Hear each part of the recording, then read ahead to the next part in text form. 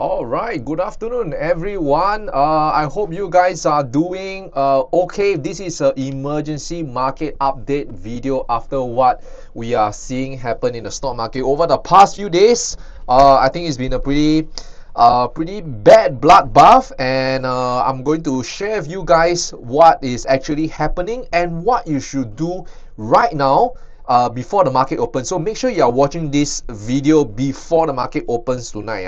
Okay, so but before that, right, if you haven't done so, I would really appreciate if you could hit the like and subscribe button down below, and it would really help me to keep making this sort of videos for you. Okay, so let's get started right away on what is happening. Okay, so this is actually what we are seeing now, right? And what you're seeing is all these huge tech companies, for example, Microsoft, Google, AMD, Tesla, Meta, all of them have already reported their earnings. And for some of them, for example, like Meta, when they reported earnings, the price went up, and then now it has already corrected back down. Whereas some companies like Microsoft, it was literally down 10% after they reported their earnings, and it was one of the worst since many years ago. Okay, and most recently what we saw just yesterday was AMD themselves, where they beat estimates. They even forecast a strong guidance, but the stock dropped 17% on a day. Guys, for a company the size of like Microsoft, for the size of AMD, to drop 17% in a single day, guys, that is a lot. Okay, that is like billions of market cap just wiped out like that. And this is not the only thing that we saw. Okay, what other companies we saw? For example, Google actually just reported earnings less than 12 hours ago, and it also beat their earnings and revenue estimates and their guidance, right? But they also shared that they are going to be spending a lot of money ahead. And as you can see, how are the price reacting right now? Literally no move, right? Like you would expect that as a company reports great earnings, the price will move up accordingly. But how come, at least for Google's sake, it is not moving, whereas for AMD it actually dropped by more than 15%, and Microsoft as well? Okay, so what is actually happening, right? Even though you can see that they are doing very good, but it's also that because for them in the AI sector, right, they have to spend a lot of money. They call this money capex. Okay, capex, capital expenditure. So because everyone is all running through this AI race, and the goal now is who can come out winning at the end of the day, right? So this is what is happening right now. People at the start of last year, in fact, everyone was very excited because there was AI hype, right? And everyone said that everyone will win. But now as things starts to get a bit elevated, people are more concerned on, can their spending translate to actual revenue? Okay, and this is what is scaring not just the companies that I spoke about, but many other companies as well, right? Example like Palantir, Micron, and so all these companies. These are what happened yesterday, of yesterday, the bloodbath, right? As you can see, most tech companies were not spared. Okay, even Palantir just reported their earnings very recently, 2 days ago, also did well, but then it has really corrected back to lower levels too. So you can see that everyone is becoming a lot more cautious. Even now, forward guidance is not something that people take seriously, right? Why? Because expectation is now through the roof, and in order for it to continue going up, the companies have to report even stronger results and guidance ahead. And if that doesn't happen, even with good earnings, even with good earnings, right, this is the thing that we are seeing right now. Basically, there's a lot of fear in the market now on whether these companies will actually deliver on what they are spending on. Okay, and when we look at the fear and greed index, this is what we are seeing now, right? And 1 week ago, it was actually at greed, guys, just 1 week ago at 60 plus, and now we are already at 41. So you can see that where the market is heading towards to. Will it go to extreme fear? I don't know, right? But right now you can see that we are in the territory where people are getting really scared. And even though we always have some news that were popped out of the market, right? And especially what kind of news from our favorite guy, President Trump, right? So Trump actually had a call with President Xi yesterday, and you know that for whenever Trump says something about Xi, right, it affects the market. But we have reached the point where even an excellent call with Xi, it didn't help. Literally, this happened yesterday, and when this tweet go out, right, literally no one cared about it, right? The market just continued to react to all the earnings and the expectations, and this didn't help or push up the stock market at the end of the day as well. So you can see very clearly who is controlling the market as of now.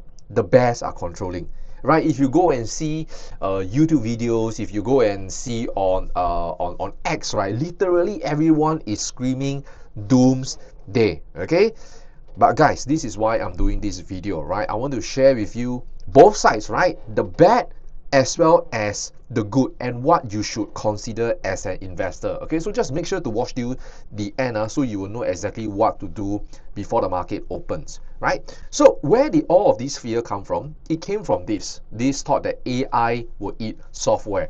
So now the narrative has changed. It's not just and as long as they are technology company, they will adopt AI. But now it has moved to the fear where AI will eat up software companies. So what are the software companies? Palantir is one of them. Companies like ServiceNow, Salesforce, all of these software companies, right? This is where the narrative is looking at now. Okay, so the belief is that now if a company is not delivering, it is not is spending money, but the results are not as per expected, right? That is one thing that affects software stocks. And in addition, if the company is not remotely doing a lot of AI stuff, it just pulls it further down as well. Okay, so I want to dive in a little bit further to this because what happened is that investors are not just blindly buying just AI exposure. Anything that has AI, they are not just buying it. People are getting smarter now, right? Because now the market is differentiating between different AI groups per se. Okay, there are three main groups. The first group is what we call the AI enablers. So these are the companies that produces the chip, the cloud, and the infrastructure. So think of like Nvidia, AMD, Micron, and all. Think of the long-term one, not just what is happening in the short term. So this is where you want to make sure to know the difference between both, so you know what to focus on. So the market is now drawing these factors very clearly. First is AI enablers. Second is what we call AI adopters. So these are companies that are using these AI tools to improve the process and improve productivity in the company. So these are mainly like most of our Mac 7, for example, Microsoft, Facebook, and Google. They are all AI adopters, right? And last but not least, okay, is what we call the AI disrupted business. Now, these are the businesses that with AI, right, their business is going to be affected badly, right? So think of some legacy software models that they are software, but they are not adapting, or they are not using a lot of AI. So you can see how markets are pricing these three different things all together, right? And even though you can see, oh, it's a sector-wide drop, right? But you want to make sure, like, down the road, the kind of companies you want to look at, right? Do you want it to be fall into AI enabler, adopter, or disruptor? I think this is pretty clear, right, of what you want to focus on. You want to focus on those that have a large market and not something that can be displaced immediately. And we are seeing a lot of companies like that right now. Okay, so and add on to earnings uncertainty, right? This has caused tech to kind of reprice expectations, especially when we are talking about future growth. Okay, so without hearing all of these, right, okay, hearing about what you should focus on and what is happening to the market, the main question is this: what should you as an investor do right now? Okay, so I'm going to share with you exactly, this is exactly what I'm doing, how I'm thinking about things as well. So it's not some random stuff. It's exactly my approach that I'm doing it, that I'm sharing with all of you. Okay, but before that, if you haven't already, I would love for all of you to join my Telegram chat. Okay, so this is where I share real-time market insights, okay, of how the market is moving every single time, and also investing knowledge. So it's totally free to join. So you can just scan this QR code in this video to join, or you can just click the link down in the description box below. Okay, I would love to have you there. Now let's continue on, right? So right now, discerning from the fear, discerning from what is happening now, right? The common thing that you think about is, okay, shit, I need to retreat, I need to wait. Not entirely true, guys. That's the whole reason why I shared with you the slide about the AI enabler just now, for you to see more of the longer term picture. Because when with this kind of downturn, right, the focus of what everyone is saying is always the short term, the short term, the short term. But if you can see from different lens, trust me, you will see things more clearly. It's like how you look in so close to the screen that you cannot see anything. What do you need to do? You need to take a step back so you can see the big picture clearly. Okay, so when should you decide to buy? Okay, it can be new stock or you want to buy more. Number one is you have a clear long-term thesis about the company, right? You know how the company will win over the next 3 to 5 years, right? You know how they might move, right? So I already give you guys a big hint, right? Look at companies that are AI enablers or AI adopters, right? Think of how their business is so important for other businesses, other corporations, right? And think of how they are adapting to whatever that is happening now, okay? And when this kind of thing drops, right, it really presents a very compelling opportunity. Second as well, okay, together with a clear long-term thesis, right, want to see and make sure the business is executing and they are delivering. They are constantly innovating, constantly adapting to ensure that they do not lose out on anything, right? So, and how do we know that? Of course, by looking at the earnings and the guidance, right? And yes, market might expect a lot in the short term, but think of that. That is that short-term movement, right? But as the business continues to show that the earnings is there with strong demand ahead, right? This confirms the story, and we are not just betting on hope. Second is when the valuation has reset, which is basically what we are seeing now. We are seeing a lot of companies, they are pulling back to very reasonable valuations. And now what we see, in fact, is a price that might reflect even more realistic growth rate, not just blind optimism where everyone says buy, you go and buy. Okay? And last but not least, this is important, and this is contrary to what many people will say, is when fear is high, but the fundamentals are intact. Right? Okay, so when fear is high, right, the idea is that it's like a room for fire. Everyone will run out, right? It's not a very good analogy, but that is the whole idea, right? But in investing is really opposite. When the fear is high, right, that's where you actually want to stand by, and in a way, for lack of a better word, to fight the fire, right? Because the weak price, even though the price action looks weak, it is not because of the individual company, right? If it's because of the company showing cracks, then yes, okay, that is a problem. But if the fundamentals are intact, right, and there's no structural damage to the business, right, that is where you want to consider to start adding more to the position or starting a new position, assuming that it meets these top three criteria. So this is when you want to buy.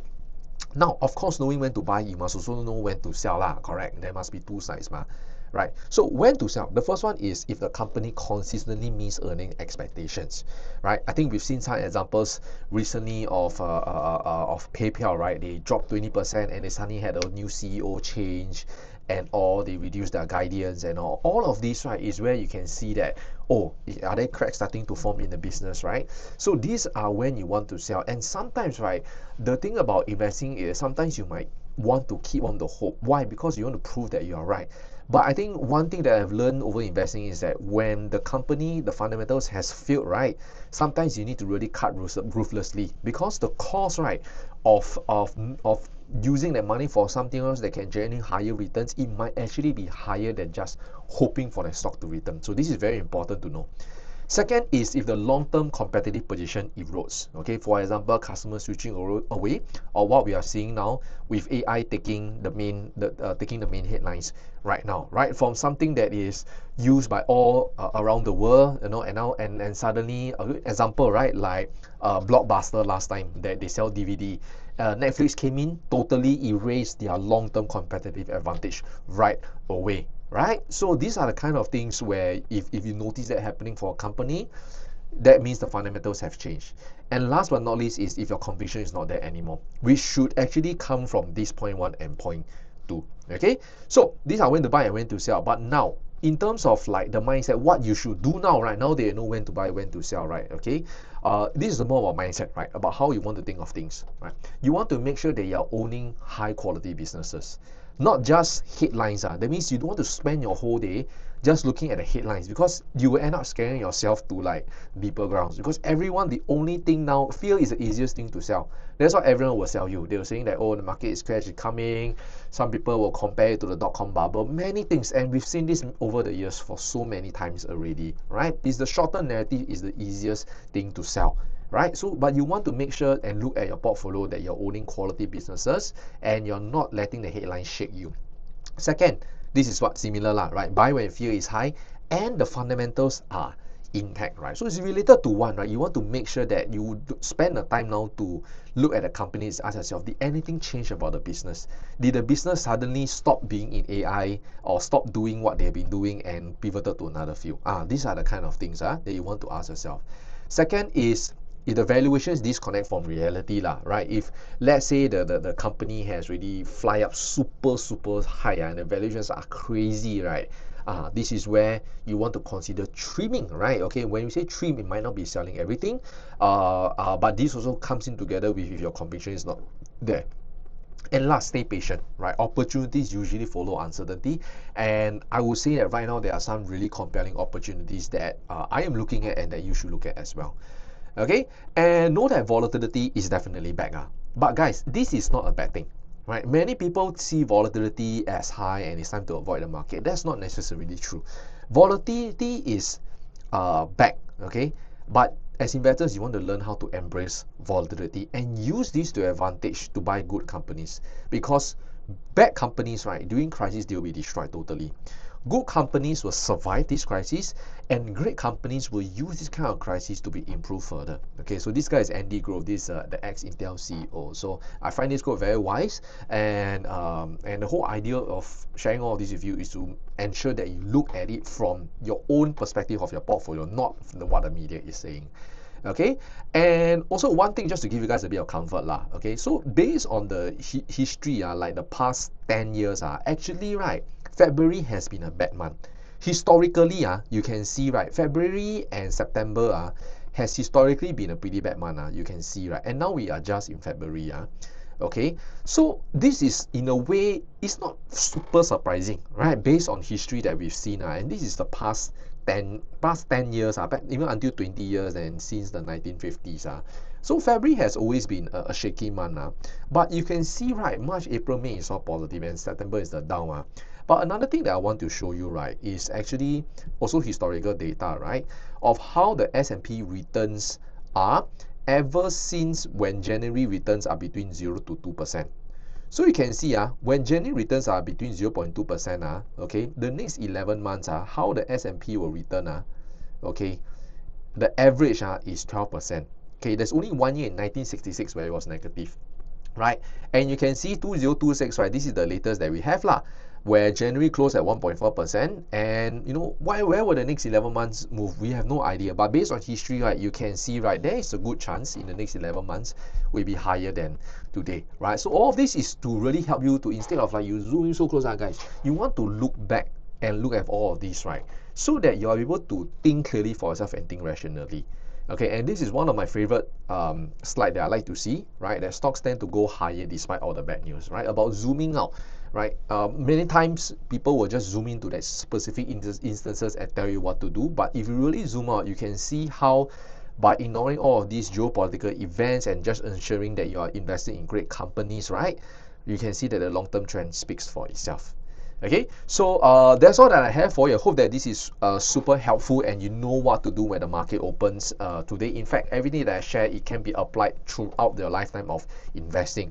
Last but not least, I would really love to connect with all of you, guys. So feel free to scan this QR code to add me on Facebook, or you can just click the link in the description box down below as well. Okay, and be sure to join my Telegram chat too. Okay, so I'll see you inside, and invest safe.